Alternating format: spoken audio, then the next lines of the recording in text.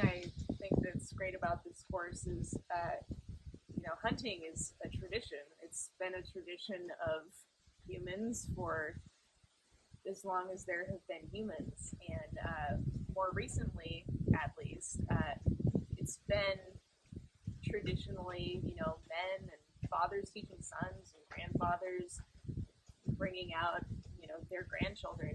So I feel really fortunate as a woman to be able to find something like this. You know, it's not like I can just find any grandfather to teach me. I wish this is something that I could have learned from my family, and I don't even have a child, and I plan to pass this knowledge on to my children. I thought it was neat I thought you and I were going to be the only women here, and so it was really cool that the group was actually 50-50. Also made it feel a lot more less intimidating, and then also it was 50-50 playing field for this group, so it felt like I belong as a hunter, and that was really neat. I would say generally hunting has not really felt like an accessible sport to me, but I think I'm sort of starting to change my mindset on that. And also, I think it was really cool because I thought it was either going to be, really fun or really intense. And it was a really good blend of both of those things. I learned a lot, I laughed a lot. You have the moments where you feel really connected and meditative, and then you have the other thoughts, where you're just laughing at somebody. It was a really awesome experience. I was intimidated, knowing very little about this. I was a little afraid that I would know too little, and I would be intimidated by it. But it was if you're completely beginner, it's fine. It's a safe environment. If you have more knowledge, also there's lots to learn, and great that it was a small group of people. We made friends. It was very comfortable. Bruce, you made it very, you weren't intimidated to ask questions. There was no, we don't know anything, stupid question. There was no such thing as that. So that was really great. I feel much more confident, and there's some more puzzle pieces for me now than a few days ago. My name is Megan. I'm married to Drew. We also have two, obviously, kids. Also grew up in Issaquah, Washington. Live in Bend, Oregon now. Kind of the same idea. I used to be a big runner, and I used to be outside all the time as a kid. I was never in the house. I never liked to watch television. Didn't even like to read books because I was like, there's so many things to see outside. And then, life happens, your 20s happen, you go to college, you drink a bunch of beer, you get married, you have kids, and then you're like, you wake up and you're 35 and you're like, what am I doing with my life? And so I've been on a spiritual energy quest for a very long time. And so to me, just being very connected to the earth is something that's very important to me. And I love the idea of doing an activity that forces you to be outside and connect with nature. So, yeah. I think that's why I'm here. Do you see yourself hunting in the next year or so? No. Few years? I hope. No, probably not. But I want to know, if that had to happen, I want to not be clueless, And I wouldn't say no. My dad took my brothers when we were kids. I wasn't even invited, so there's a gender thing going on there, I think. I probably would have said no anyway, but yeah. And I really wanted to learn, that was the other thing, I really wanted to learn how to process an animal, even not a game animal. I don't know how to take down a pig either. And I was also Googling classes for that, and your class also came up for that. So it was like, I probably should do this. I'm probably going to kill a chicken later this year at home. I have them and I can't just learn how to do that. I'm Martha. I'm from Nebraska. I did go hunting with my father when I was a little girl, but he would never let me shoot the rifle, or the shotgun, I guess it was. And it was he would put it in the closet and say, "Don't you touch that," and I'd go in and go, just so I could say I touched it, which I'm pretty sure is why I got into handguns when I got older and had the ability on my own to decide what I was going to do.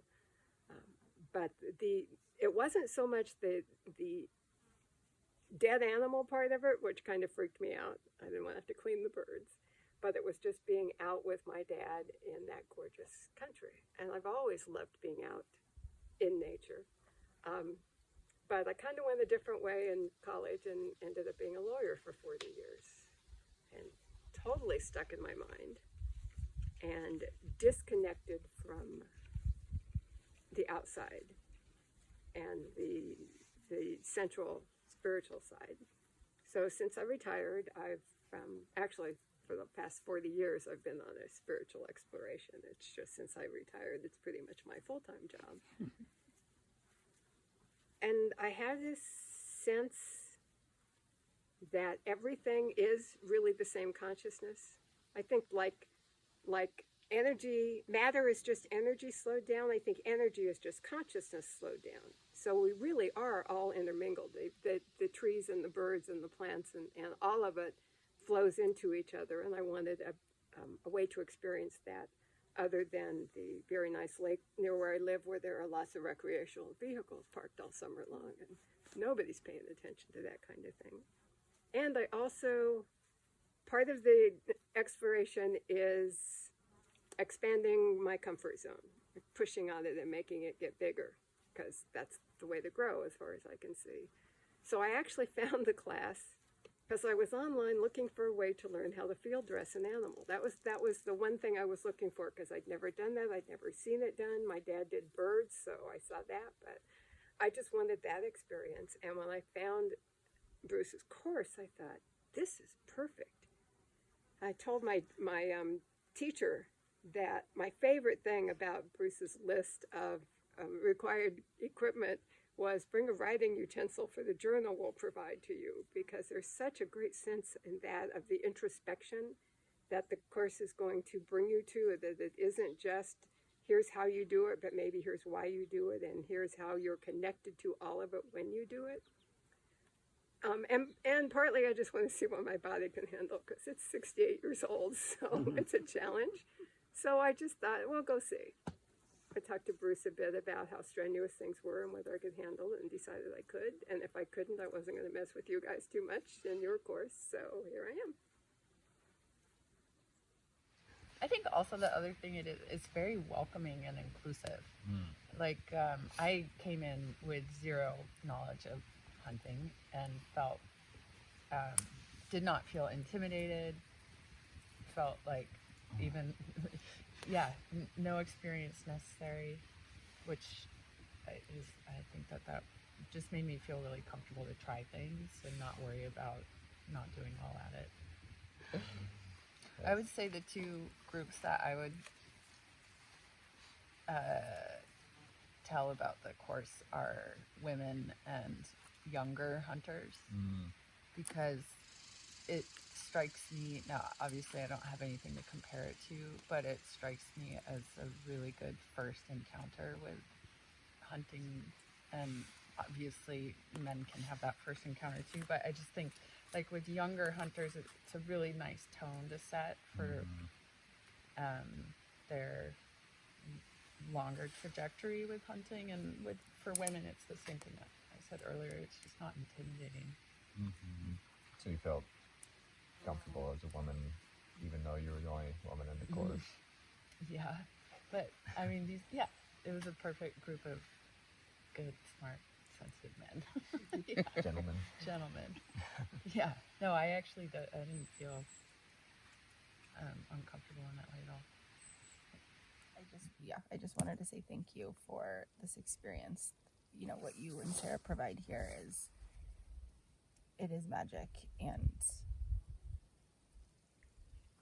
it's something that there's no way to know what you're going to get without doing this. You can't get it in a book. You can't get it online. You've really got to immerse yourself and, just trust in the process, I guess.